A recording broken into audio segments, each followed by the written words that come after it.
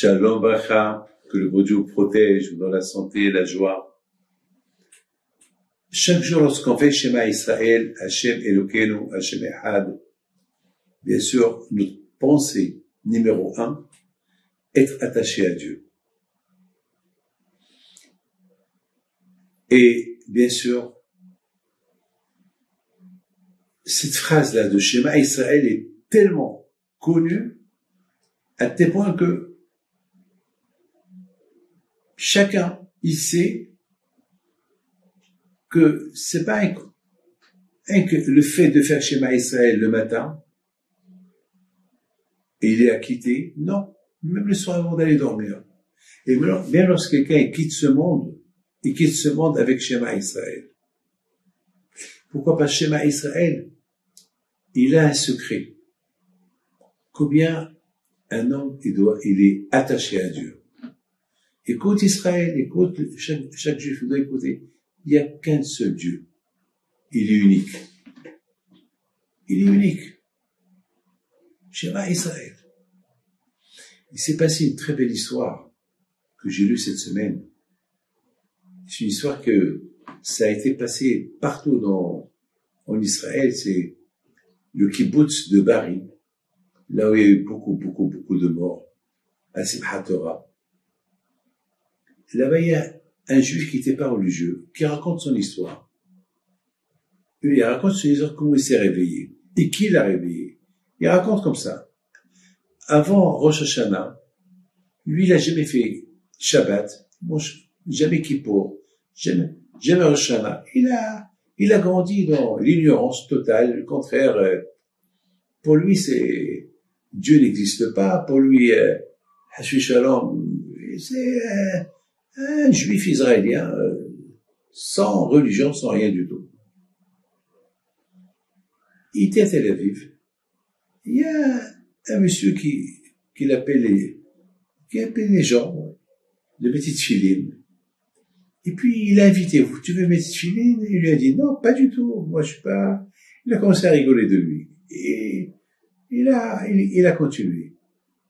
Et ce juif-là, il a commencé à réfléchir. Tiens, j'ai jamais mis mes filines.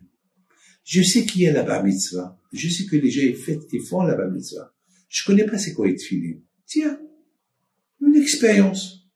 Je vais mettre les filines. Et alors? Une expérience. Alors, il fait demi-tour. Il lui dit, mais j'ai pas de kippa. Alors, l'autre, il lui dit, je te donne une kippa. Il lui met une filine. Et lorsqu'on met une filine, on fait la bracha, et après on fait Shema Israël, et c'est tout. Bon. Il le regarde, il lui dit, bon, c'est une expérience. Il lui dit, mais j'ai senti quelque chose.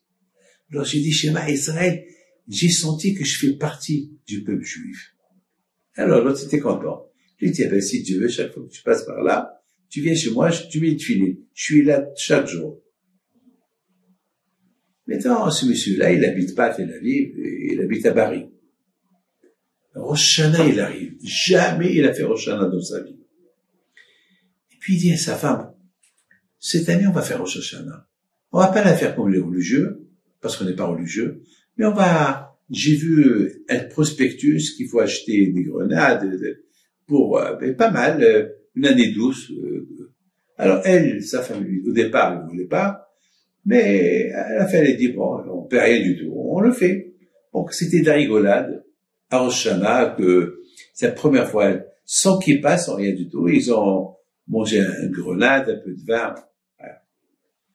Et voilà, Kippour, il arrive, il dit à sa femme, bon, moi, j'ai pas l'habitude d'aller à la synagogue, mais quand même, je vais jeûner. Je perds rien du tout. Il a jeûné. Sans savoir pourquoi il jeûne. Il sait que tout le monde jeûne.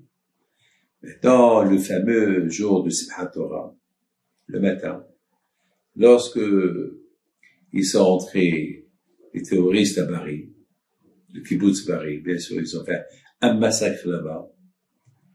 Et bon, malheureusement, c'est Hachem qui a voulu que ça se passe comme ça. On peut pas, c'est calcul d'Hachem, on ne sait pas pourquoi. Ça s'est arrivé cette Shoah. Lorsqu'il entend ce qui se passe, des coups de feu, papa, et les cris de tous les côtés, il a compris qu'il y a quelque chose qui ne va pas. ils sont rentrés dans le mamad. Le mamad, c'est la chambre anti-explosion, la chambre où les gens ils se cachent lorsqu'il y a une guerre. Ils ont fermé la chambre de l'intérieur. Mais ils savaient que Dieu préserve, ils rentrent, là, ils vont tout faire, les terroristes, ils vont tout faire pour casser la porte et les tuer. Là, il s'est rappelé de Shema Israël. Il dit, Dieu, pour la première fois, je t'ai écouté. J'ai fait Shema Israël. C'est la seule phrase que je connais. Alors, Hachem, je voudrais bien retourner vers toi. Aide-moi. Sauf, il y a ma femme, il y a mes enfants. Protège-nous. Fais, est-ce qu'on voit pas la chambre, le miklat, le mamad, la chambre de refuge. Ils sont rentrés, les touristes, à l'intérieur de la maison. Ils cassent tout. Mais ils n'ont pas vu le mamad. Ils l'ont pas vu. Il raconte qu'il est resté là-bas 1 jour et demi. Et pendant 1 jour et demi, il répète, lui et sa femme, Shema Israël, Adonai Eloheinu, Adonai Echad. 1 jour et demi plus tard, le lundi après-midi, c'est là que l'armée est rentrée. Ils ont ouvert le mamad. Et ils les ont trouvés vivants. Qu'est-ce qu'il raconte? Il raconte ça. Qu'est-ce qu'il raconte? Il dit, voilà le schéma Israël que j'ai répété plusieurs fois, c'est ça qui m'a sauvé. Et c'est lui qui m'a ramené vers Hachem. Un schéma Israël. Écoute Israël, il n'y a que Hachem. Quelqu'un qui veut se connecter avec Hachem, alors qu'un jour il se connecte avec lui. Et c'est ça la paracha. La construction de l'homme, vers Asuni Mishkan. Quand il demande à chacun de nous de se construire. Pour qu'Hachem peut résider en lui. Et comment on peut se construire pour qu'Hachem puisse résider en nous? Ben, lorsque on fait Shema Israël, lorsque nous on déclare qu'il n'y a que Hachem, il est seul, il n'y a pas un autre Dieu, il n'y a que lui. Alors qu'Hachem, il dit, tu es avec moi, je suis avec toi. Et Hachem nous protège, amen.